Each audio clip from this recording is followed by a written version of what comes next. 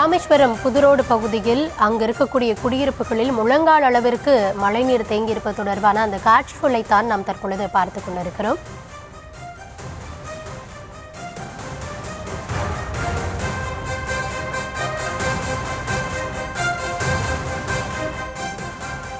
இது தொடர்பான கள தகவல்களோடு இணைகிறார் எம்முடைய செய்தியாளர் பூபேஷ் சந்திரன். பேசலாம். பூபேஷ், வணக்கம்.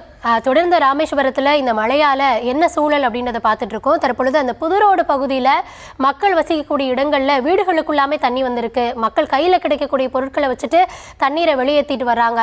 என்ன சூழல் நிலவுகிறது? மாவட்ட நிர்வாகம் இது தொடர்பாக களத்துக்கு வந்து ஆய்வு செஞ்சாங்களா? ஏதாவது உதவிகள் செய்யப்பட்டிருக்கதா? என்ன விவரம்?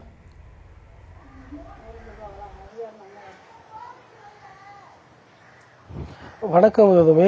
நாம தற்போது நிற்கக்கூடிய இடமானது ராமேஸ்வரத்திலிருந்து தனுஷ்கோடி செல்லக்கூடிய அந்த இடையில் இருக்கக்கூடிய புதுரோடு அதே போல நடராஜர்புரம் ஆகிய இரண்டு பகுதிகளிலுமே சுமார் 500க்கும் மேற்பட்ட குடும்பத்தினர் வசித்து வராங்க.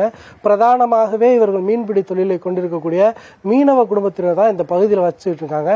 கடந்த சில நாட்களாகவே பெய்து வரக்கூடிய கனமழையின் காரணமாக இந்த பகுதி முழுவதும் சுமார் முழங்கால் அளவிற்கு மேல் மழை நீரானது தேங்கி இருக்கிறது. மேலும் அவர்களுடைய வீடுகளுக்குள்ளேயே மழைநீர் புகுந்து அதாவது அந்த தொடை அளவிற்கான மழை நீரானது அந்த வீடுகளுக்குள்ளும் இருக்கிறது.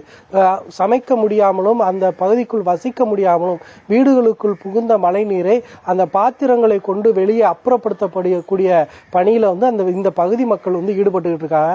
குறிப்பா இங்கு இருக்கக்கூடிய அந்த வயதானவர்கள் மற்றும் பெண்கள் கடும் சிரமத்திற்கு ஆளாகி இருக்கின்றனர். குளிரை தாங்க முடியாமலும் உணவு சமைக்க முடியாமலும் கடந்த 3 நாட்களாகவே மிகுந்த சிரமத்திற்கு ஆளாகியிருப்பதாகவும் இந்த பகுதிக்கு இதுவரை அதிகாரிகள் யாரும் பார்வையிடவில்லை எனவும் தங்களுக்கு தேவையான உணவு மருந்து உள்ளிட்ட அத்தியாவசிய பொருட்களை வாங்குவதற்கு கூட மிகுந்த சிரமம் அடைவதான். அது மட்டுமல்லாது பள்ளி 2 நாட்கள் விடுமுறை விடப்பட்டுள்ளதால் வீடுகளுக்குள்ளேயே குழந்தைகள் இருப்பதாகவும் அவர்களுக்கு சமைத்து கொடுப்பதற்கு கூட மிகுந்த சிரமம் ஏற்பட்டுள்ளதாக இந்த பகுதி மக்கள் தெரிவித்துள்ளனர். சம்பந்தப்பட்ட அதிகாரிகளும் அந்த மாவட்ட நிர்வாகம் உடனடியாக இந்த புதுரோடு அதே போல நடராஜபுரம் உள்ளிட்ட பகுதிகளில் ஆய்வு செய்து உடனடியாக அந்த கால்வாயை சரி செய்து தண்ணீர் வெளியேறுவதற்கு உரிய நடவடிக்கை மேற்கொள்ள வேண்டும் என்பது இவர்களுடைய பிரதான கோரிக்கையாக இருக்கு. தற்காலிகமாக இவர்களுடைய உடைமைகள் பாதிக்கப்பட்டுள்ளதால்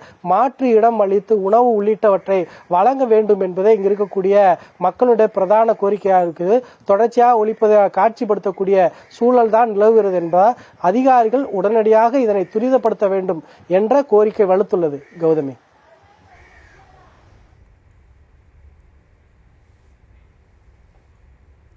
அங்க புதுரோடு நடராஜபுரம் இந்த பகுதிகளில் மக்களுக்கு அடிப்படை தேவைகள் கூட கிடைக்கல. அரசு நிர்வாகம் உடனடி நடவடிக்கை மேற்கொள்ளணும் அப்படின்ற கள தகவல்களை வழங்கியமைக்கு நன்றி பூபேஷ். அது மட்டுமல்லாது அங்க இருக்கக்கூடிய பாதிக்கப்பட்ட மக்கள் என்ன சொல்கிறார்கள் அதையும் பார்க்கலாம்.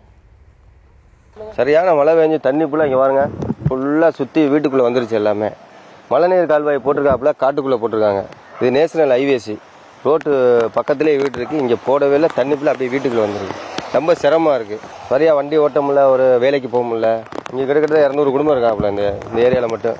அவங்க வீட்டில் ஃபுல்லாக தண்ணி, வெளியே வர முடியல. சரியான சூறாவளி காற்றை வர இருக்குது. ரொம்ப வாழ்வாதாரம் ரொம்ப பாதிக்கப்பட்டு ரொம்ப வீட்டிலே தான் இருக்கும்.